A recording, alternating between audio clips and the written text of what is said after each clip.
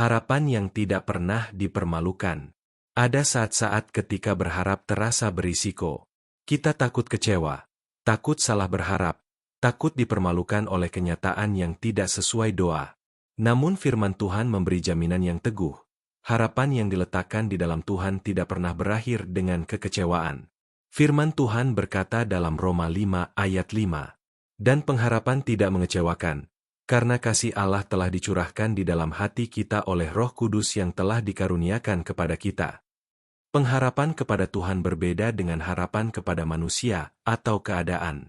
Harapan manusia bisa runtuh, tetapi pengharapan di dalam Tuhan berakar pada kasih-Nya yang setia.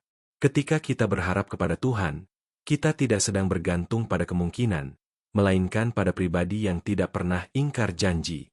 Seringkali Tuhan mengizinkan penantian agar pengharapan kita dimurnikan. Bukan supaya kita malu, tetapi supaya iman kita bertumbuh. Dalam proses itu, Tuhan membentuk hati kita agar tidak bersandar pada hasil semata, melainkan pada Dia sendiri. Firman Tuhan berkata dalam Mazmur 25 ayat 3, "Ya, semua orang yang menantikan Engkau takkan mendapat malu. Orang-orang yang berbuat khianat tanpa alasan akan mendapat malu." Janji ini menegaskan bahwa Tuhan menjaga mereka yang menantikannya. Mungkin jalan terasa panjang dan jawaban belum terlihat, tetapi Tuhan tidak pernah mempermalukan orang yang tetap setia berharap kepadanya. Nabi Yesaya juga menguatkan kita dengan janji Tuhan yang sama. Firman Tuhan berkata dalam Yesaya 49 ayat 23, "Dan engkau akan mengetahui bahwa Akulah Tuhan, bahwa orang-orang yang menantikan Aku tidak akan mendapat malu." Harapan di dalam Tuhan mungkin tidak selalu digenapi sesuai waktu dan cara kita, tetapi selalu digenapi dengan tepat menurut kehendak-Nya.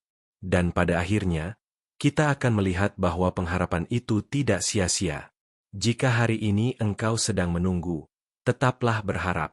Jangan lepaskan pengharapanmu hanya karena keadaan belum berubah.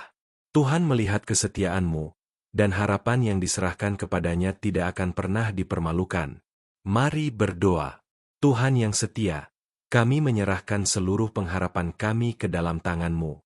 Saat penantian terasa berat dan hati kami hampir lelah, kuatkan iman kami untuk tetap berharap kepadamu. Kami percaya kasih-Mu tidak pernah gagal dan janji-Mu tidak pernah mengecewakan. Tolong kami untuk setia menantikan waktu-Mu yang sempurna.